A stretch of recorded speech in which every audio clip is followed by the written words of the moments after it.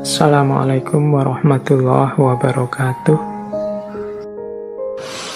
Sekarang tema rezeki.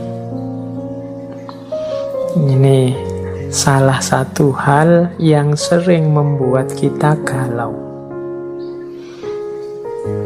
Sebagaimana Tuhanmu telah mencukupkan rezekimu di hari kemarin, maka jangan khawatirkan rezekimu untuk esok hari. Ini kan sering membuat kita gelisah, apalagi teman-teman mahasiswa. Besok mau jadi apa? Besok mau kerja apa? Besok bisa makan apa tidak? Bisa bayar kuliah atau tidak? Dan seterusnya.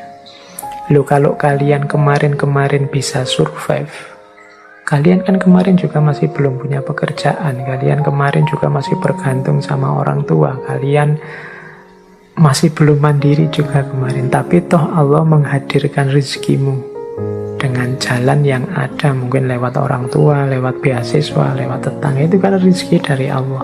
Kalau Allah kemarin mencukupkan rezekimu, besok juga begitu. Maka tidak perlu khawatir, tidak perlu nabrak-nabrak aturan, tidak perlu menerjang yang salah, yang keliru hanya demi rezeki. Rezeki sudah ada yang ngatur. Ini kalau diceramahkan mudah, tapi kalau dipraktekkan kelihatannya sulit. Orang selalu saja galau, selalu saja gelisah dengan rezeki. Kalau engkau tidak punya pekerjaan, gelisah, itu menurut saya manusiawi, karena manusia itu diantara fitrahnya adalah kerja, punya aktivitas, punya penghasilan. Tapi urusan hasil, urusan rezeki jangan dikhawatirkan. Itu urusannya Allah. Sebagaimana dawuhnya Imam Malik minggu lalu yang kita kutip, bahwa lakukan saja sesuai bidangmu sebaik mungkin, sesuai yang harus kamu lakukan, tugas-tugasmu sebaik mungkin. Urusan rezeki kembalikan lagi pada Allah, karena Allah yang mengatur, Allah yang mencukupkan. Ini sama maksudnya dengan kata-kata dari Imam Syafi'i ini. Itu saya bawa sebuah syair yang terkenal sekali. Ini nasihat agar kita tidak mencampur uang yang haram dengan yang halal. Ia kumpulkan yang haram dengan yang halal, supaya menjadi banyak.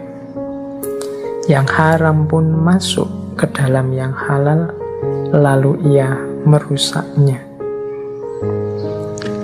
Oke, ini ada cerita di balik syair ini. Jadi satu ketika ada seseorang yang menghadap ke Imam Syafi'i.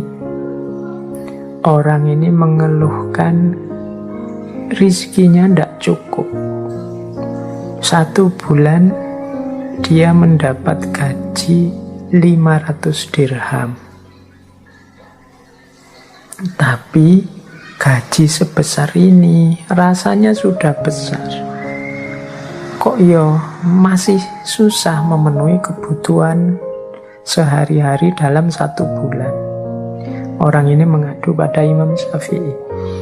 Nah, nasihatnya Imam Syafi'i agak aneh. Katanya Imam Syafi'i, oke, bulan depan kamu mintalah gajimu diturunkan menjadi 400 dirham saja. Oh, ini aneh ya, orang merasa kekurangan kok gajinya tidak cukup malah diminta turun. Tapi karena yang meminta seorang ulama besar yang dekat dengan Allah, ya dituruti. Minta penurunan gaji, bulan depan gajinya jadi 400 dirham. Tapi tetap 400 dirham pun dia masih kesulitan, masih kekurangan. Menghadap lagi pada Imam Syafi'i. Terus katanya Imam Syafi'i, wah ini ada yang salah.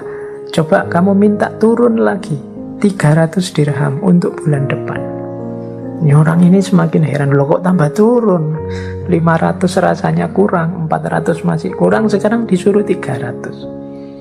Tidak apa-apalah, yang menyuruh beliau insya Allah ada hikmahnya, ada rahasianya. Diikuti, minta diturunkan 300 dirham. 300. Nah, setelah 300 gajinya, rasanya kok malah tenang. Rasanya ndak banyak lagi kebutuhan macam-macam. Rasanya kok cukup dibuat apa saja dalam 1 bulan. Alhamdulillah. Padahal kemarin 500 rasanya ndak cukup, 400 rasanya ndak cukup, 300 kok rasanya malah cukup. Kembalilah dia menghadap pada Imam Syafi'i. Kok bisa sekarang saya merasa cukup gaji saya meskipun jatuhnya hanya 300? Nah, Imam Syafi'i terus memberitahu, wahai saudaraku, sebenarnya pekerjaan yang engkau lakukan itu memang layaknya gajinya hanya 300. Sehingga sisa yang 200 ini sifatnya kelebihan. Dan ini yang kecampur dalam gajimu yang halal. Sehingga membuatnya tidak barokah kalau dalam bahasa Islamnya. Karena tidak barokah, ya rasanya kurang terus. Rasanya ada saja kebutuhan-kebutuhan baru yang sehingga 500 ini tidak cukup. Tapi ketika engkau mengambil hakmu pas sesuai jatahmu, yaitu 300, sekarang hartamu sudah bersih, isinya halal semua, dan disitulah letaknya barokah. Nah, ini urusan rezeki, berarti kita harus hati-hati. Yang halal dan yang haram, ketika dia ngumpul, yang haram akan merusak yang halal. Ketika yang halal dirusak dengan hadirnya yang haram, harta kita jadi tidak barokah. Dan tidak ada hubungannya dengan jumlah, dengan kuantitas. Karena harta itu kan kuncinya pada rasa cukup yang ada dalam diri kita. Oke, jadi ya ini untuk bahan renungan kita semua. Semoga teman-teman yang mendengarkan ini hati-hati dalam pengelolaan rezeki. Jangan sampai harta yang kita pegang tidak barokah atau kecampur-campur sehingga tidak barokah. Baik teman-teman, masih ada beberapa quotes, beberapa nasihat berharga dari Imam Syafi'i. Beliau ini sebenarnya sangat banyak kitabnya, sangat banyak nasihat wasiat yang berharga. Cuma sayangnya kita tidak mungkin mengangkat semuanya malam hari ini. Sering saya bilang ngaji ini hanya mancing saja. Semoga teman-teman tertarik untuk memperdalam lebih jauh. Oke, kita ambil beberapa ya. Katanya Imam Syafi'i, amal yang paling berat itu ada 3, yaitu murah hati saat miskin, bersikap warok saat sendiri, dan mengucapkan kebenaran di hadapan orang yang ditakuti. Murah hati saat miskin ini berat, karena orang miskin itu biasanya mentalnya kurang, mentalnya masih butuh, masih ingin. Nah, ini mentalnya mental menerima, bukan mental memberi. Maka kalau ada orang miskin yang bermental memberi, ini luar biasa. Orang miskin yang mentalnya murah hati, ini luar biasa. Yang kedua, bersikap warok saat sendiri.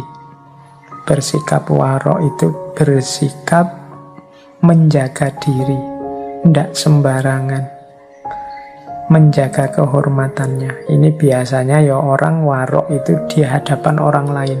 Kalau ada orang lain, dia menjaga nama baiknya, menjaga kehormatannya.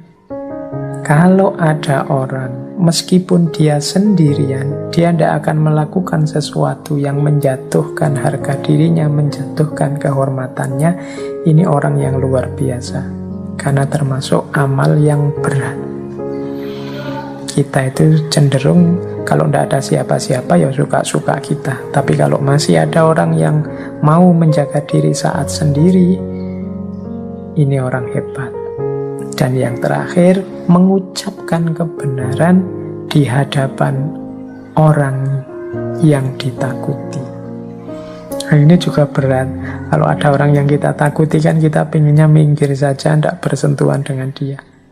Tapi kok orang ini saya takuti, tapi aku harus menyampaikan kebenaran padanya. Entah nanti apa resikonya. Orang yang berani semacam ini orang yang hebat. Mengucapkan kebenaran di hadapan orang yang ditakuti. Mungkin nanti setelah ini aku akan dihukum, setelah ini aku akan disiksa, setelah ini aku akan menghadapi banyak kesulitan, kesakitan. Monggolah, yang penting aku mengucapkan kebenaran. Makanya ini orang hebat. Jadi mengucapkan kebenaran di hadapan orang yang ditakuti. Ya monggo teman-teman latihan, siapa tahu kita bisa masuk kualifikasi orang-orang hebat ini. Meskipun miskin, tidak punya apa-apa, tetap murah hati. Meskipun sendirian, tetap menjaga kehormatan. Meskipun di hadapan yang ditakuti, tetap menyampaikan kebenaran. Nah, ada lagi quote yang terakhir ya ini.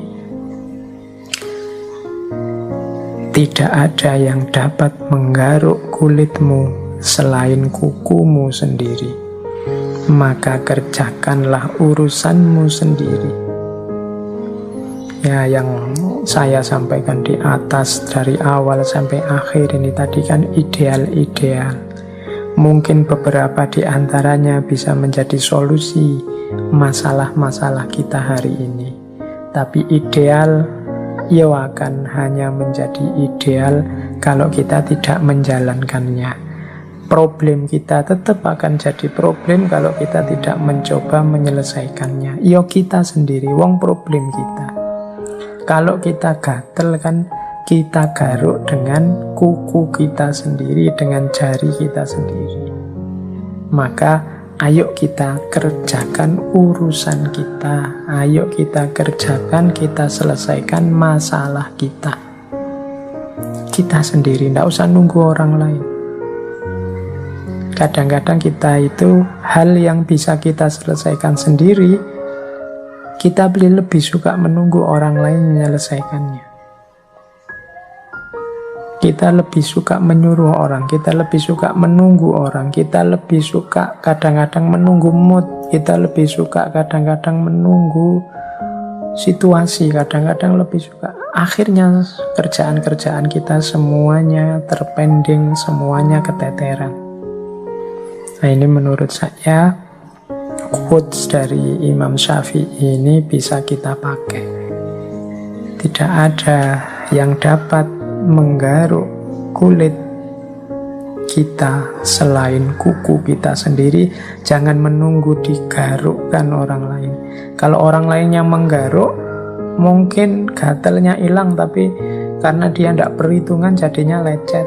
Atau mungkin karena dia takut kita lecet, akhirnya gatalnya tidak hilang, cuma dilus-lus saja. Yo, yang paling ngerti masalah kita itu ya kita sendiri. Jadi tidak ada yang dapat menggaruk kulitmu selain kukumu sendiri. Nah, yang terakhir untuk penutup, ini ada kalimat. Kalimat ini tertulis di cincinnya Imam Syafi'i yang beliau pakai di jari kiri. Kalimatnya bunyinya ini: kafa billahi hikotan li Muhammad bin Idris. Artinya, cukuplah Allah sebagai pegangan cukuplah Allah sebagai sandaran yang dipercaya oleh Muhammad bin Idris. Nah, ini dibawa kemana-mana oleh Imam Syafi'i, mungkin untuk mengingatkan beliau bahwa hidup ini pada akhirnya kunci utamanya adalah keimanan kita, kepercayaan kita kepada Allah. Cukup Allah saja, semua masalah akan selesai. Cukup Allah saja, hidup ini akan beres. Cukup Allah saja, apapun kesulitan, kegalauan dalam hidup kita tidak akan ada artinya. Kafa billahi sikotan li Muhammad bin Idris. Oke, semoga ini juga bisa menginspirasi kita, orang yang beriman kepada Allah, orang yang kepercayaannya sangat dalam akan Allah, maka dia hidupnya akan dipenuhi dengan cahayanya Allah. Dia hidup dengan penuh harapan, tapi sekaligus tidak sembrono karena dia juga punya khauf, punya rasa takut kepada Allah. Hidup yang tidak sembrono, tapi juga hidup yang tidak putus asa.